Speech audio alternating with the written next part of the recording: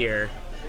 We're at Original Joe's. You have the original Juan right here. You have the original John right here. But today, we're at Original Joe's. Original Joe's. I've passed by this place almost every day in my youth, and I've never been in here before.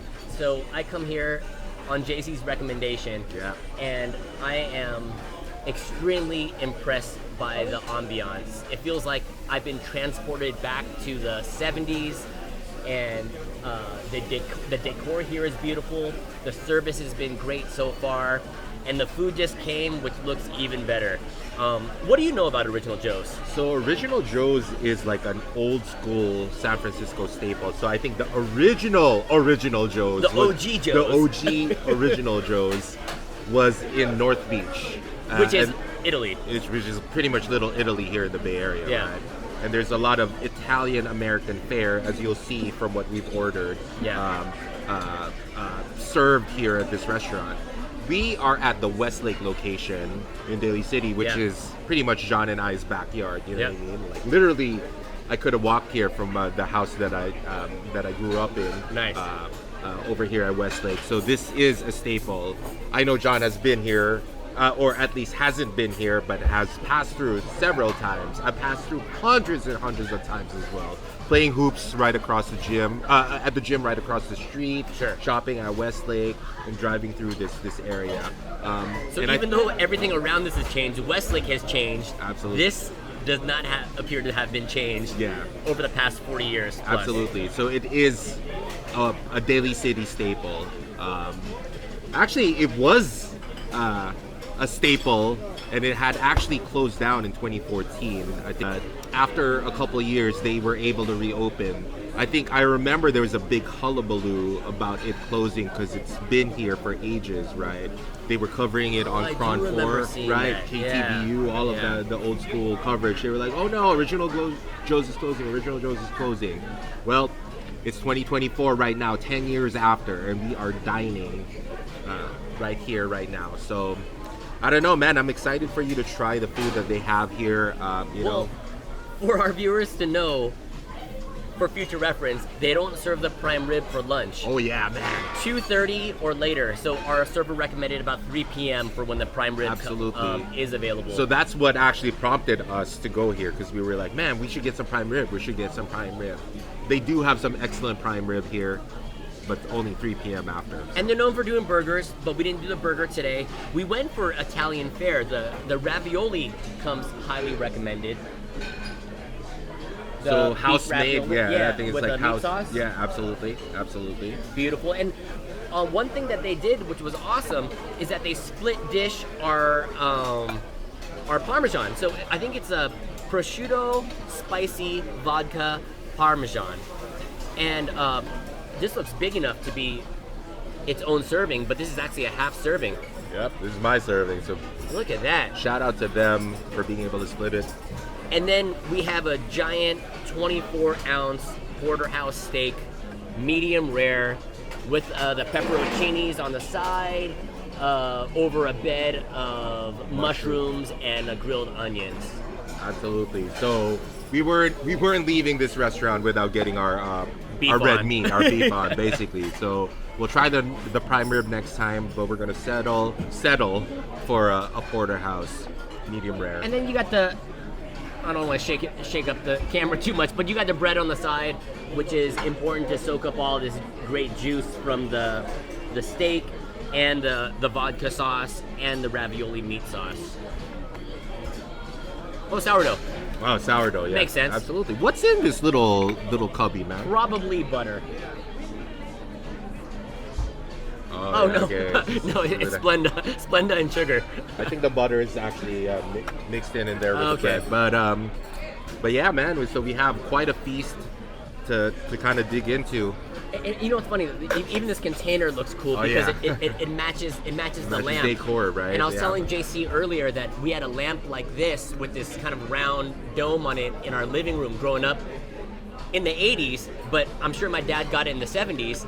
And the original designer for this style lamp is Castiglione. An Italian designer. So you guys... On brand. Maybe you'll see it in a photo up here. Yeah, absolutely, absolutely. So talking about the vibe, so you know, you described it earlier. It's a little dark, but not in a bad way. It's right? mood lighted, mood lit, and it does feel very 70s, but it feels like the upper class of the 70s. Yeah. You know, if you went into a living room or a family room of a wealthy family's house in the 70s, it would feel like this. Yeah, you kind of got these like. Do you call this tufted leather, or am I thinking? Fact check me on that. So I think this is called tufted, but maybe not. It's nice and soft. It's It's like not. It's not worn out. It's what you know. It looks maintained. It looks like redone. Yeah. Honestly, it looks like it was reupholstered. Absolutely. But I bet you this was the original color back in the day too. And the color is actually really nice. It actually adds to the vibe of the restaurant. I would say it's like a deep olive green. Yeah, absolutely. Army maybe, olive. Yeah, maybe. Yeah. Gentlemen, you're not eating. Oh no, we're doing a little bit of vlogging, a little bit of video. Okay. No, we're all good. Yeah, no, but shout out to we're- Omar, our server. So let's dig in and see what this food's all about. Where do you want to start, bro? Where do you want to start? Go Okay, ahead, ready? bro. All right. Medium rare, just like how we prefer our cuts. Nice bone in, all the flavors there. Let me just get an extra cut, make sure it gets all the way through there. Ooh, I see the juices in there for sure. Yum. All right, I'm gonna give it a turn like this. And you know, I don't frequently see some peppers, like you know, some peppers with some with this. So I don't know if it's an Italian thing with the olives and whatnot. Yeah, it could be. You know, but it's like there's a lot of fixins at the bottom with like with the mushrooms and the peppers. Ooh, there we go. There you go. Here, I'm gonna serve that to you.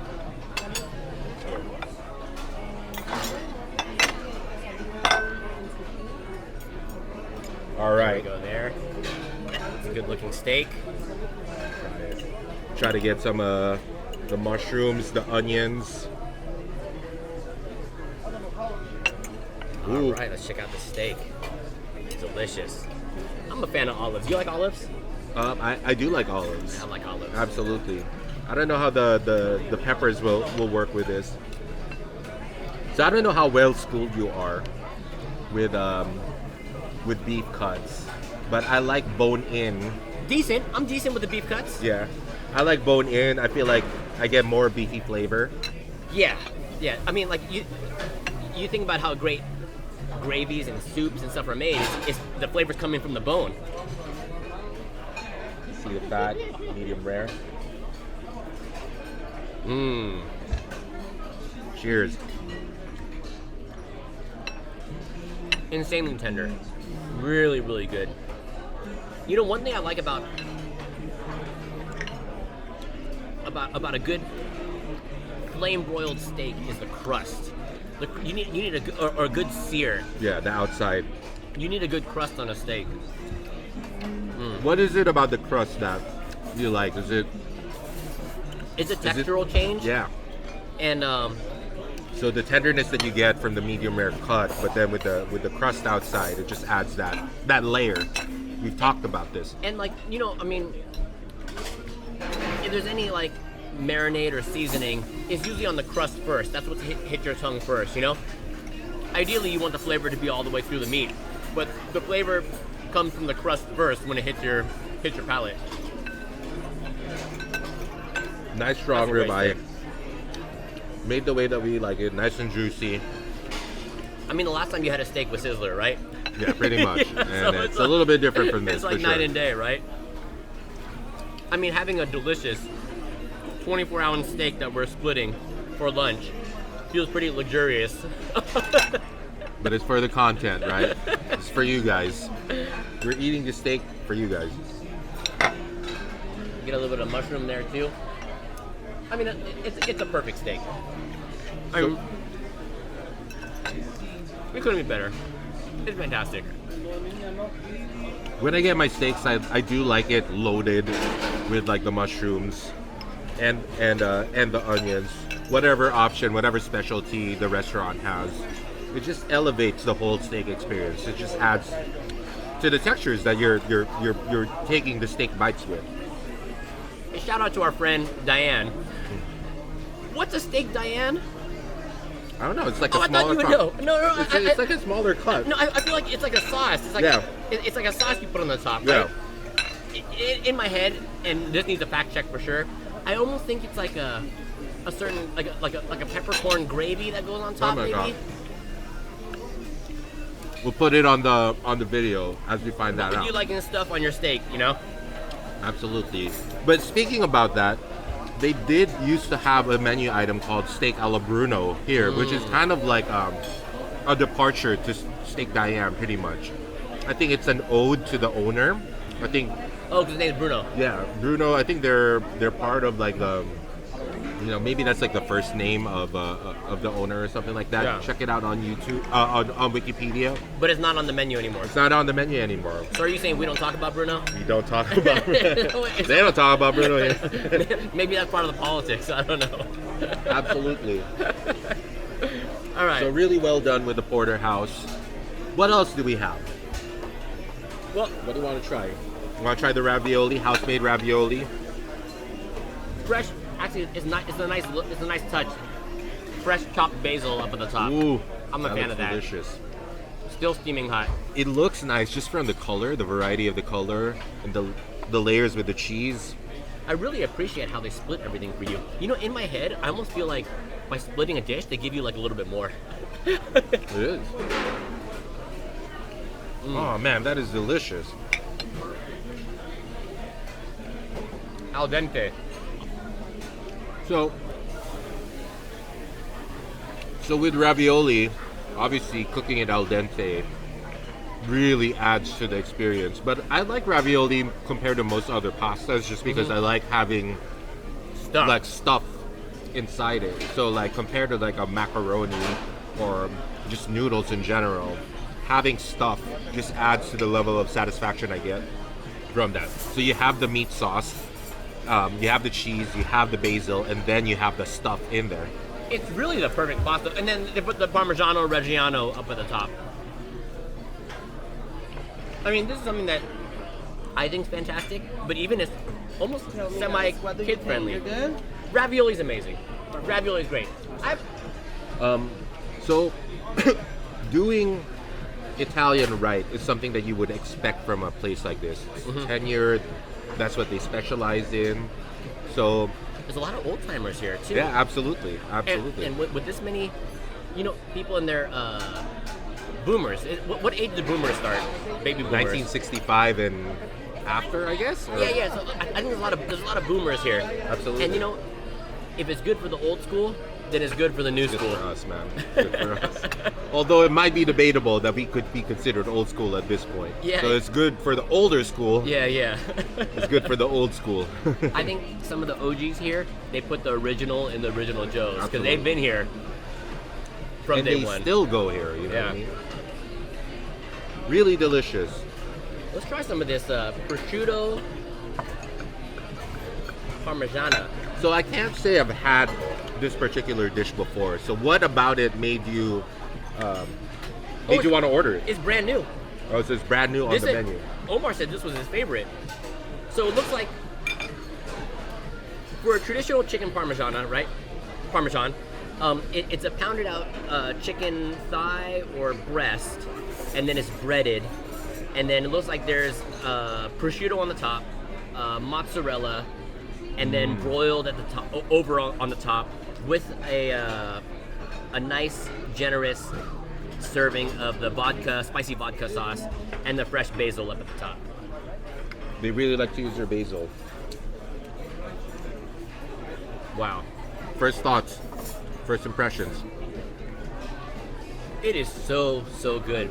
I like the spice in it. When people say spicy, it could be really vague, right? Spicy could mean like a Lotus of Siam number 10 spicy, where you can't taste a thing. Or like I've never really had an Italian spicy that's so spicy that... But it stops you in your tracks. Exactly. This really is the perfect spice. I'm really enjoying this. This is really, really good. What about the the dish you think is unique? Is it the sauce? Is it is it that level of spice? Is it the way that they cook the chicken? You know, if you strip it down, just to the chicken, the actual chicken, it's so easy for a chicken to be dry. I feel like this has a perfect amount of moisture and juiciness in it because you splash enough sauce in it, you don't want it to drown out the chicken. The chicken still needs to be the star, right? Yeah. But for this one, it's a good balance of everything. The saltiness from the prosciutto, the saltiness and the creaminess from the cheese, the freshness of the basil, the complexity of the sauce. Yeah. Those vodka sauce is magnificent. So, really enjoying this. I tend not to order this dish. I tend to gravitate towards the red meat. So it's nice to be able to try it out. It's really good. I'd get this again and again. I really like this. If I'm feeling Italian and I want something with a little bit of depth and I want something generous in terms of serving, I'd get this. I'd still split it. I think that's the move, man. Especially for people that don't come here very often and you want to try more things. They're very split friendly here. Yeah. And I wouldn't be able to finish one of these things on my own anyway. It's huge, man. Yeah. It's huge. I'd say It's like serving in itself. party of 4, you could even split 3 dishes. Absolutely, absolutely. So really hearty servings here. Really nice vibe. They're doing their Italian right. There's a good selection on the menu, not only in terms of red meat, steaks, but pasta, seafood. We wanted to try the calamari, but we ordered so much already. So there definitely are options in terms of people. One thing I noticed when I came in is that they had plenty of to-go boxes ready to go. So I think it's common for people to take food to go here. Absolutely, absolutely. So we'll grab some dessert later. We'll show that on the video. But as we wrap up our entrees and as we eat, what's our final thoughts in terms of the food? How was it? How would you rate it? How would you score it? What was your favorite? This spicy, I keep changing the name every single time, but it's a Parmigiana? spicy prosciutto. It's a prosciutto, spicy vodka, chicken parmesan. Yeah, There you go. There you go. I'd give this like a solid 9 plus. I thought you were going there, and I felt really, that you were really going there. like it. It's really, really good. The steak, I feel like I'm feeling very generous today. Okay. What do you think? What do you think of the steak? I think the steak's a solid 8. 8.5 for me. Maybe like 8. Maybe Yeah. like 8. Yeah. It's not like incredibly super whole thing melts in your mouth kind of tender, but it's good enough to get that nice. It's not like a Wagyu steak, right? But if you're looking for something hefty, it really hits the spot. Nice beefy flavor, cooked it the way that we want it, and I like the variety of stuff that's in it. You know what I mean? The mushrooms, the onions, it just adds to the whole steak experience. And then the ravioli, which I keep taking a bite of in between every bite of steak I know. and chicken. I think I'm even at like an 8.5. Yeah, I would concur. They're doing it right. If you just want a good bowl of ravioli, nothing wrong about getting it here at Original Joe's. They do it right. I can see the kids just eating a bowl of that. They would devour this. Yeah. And they get filled up real quick. Oh man, so we're doing damage slowly but surely on this meal, man. The best part about the Porterhouse is having the bone and eating the meat right off the bone, right? So we just went ahead and split that up. No shame here. Just get down and dirty. It's the best part. Cheers. Cheers. Cheers, brother. All flavor, man. All flavor. Ain't nothing go to waste. A good smokiness on the burnt, crispy edges here. I love it. And I'm like, when you have a Nice bone in, buttery taste.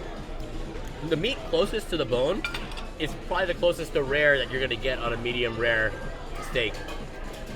You can see that here. I mean, to some people, they don't like the fat that you would get on the bone, but to me, that's just where the flavor is. You know, when it's cooked right, then it's fine to eat. The fat, when it's cooked right, the fat should never be chewy or tough to eat. That's the sign of a perfectly cooked steak.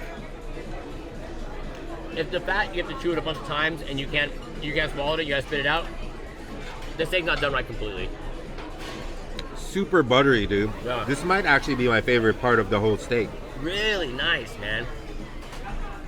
Of this particular steak.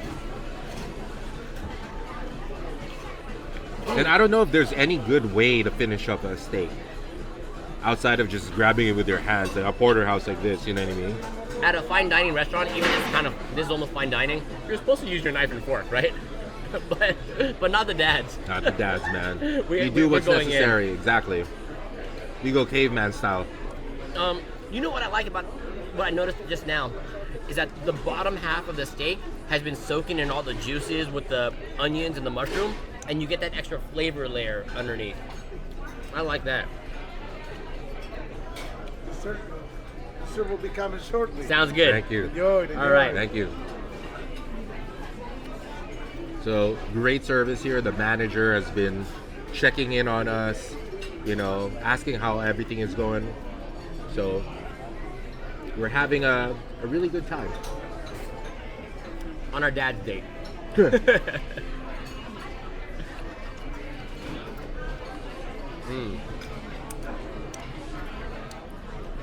Cleaning it up. Literally to the bone.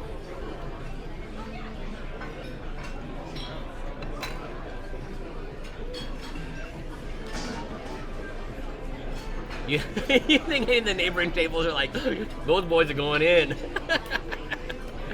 Gotta do what you gotta do. Think you're looking good.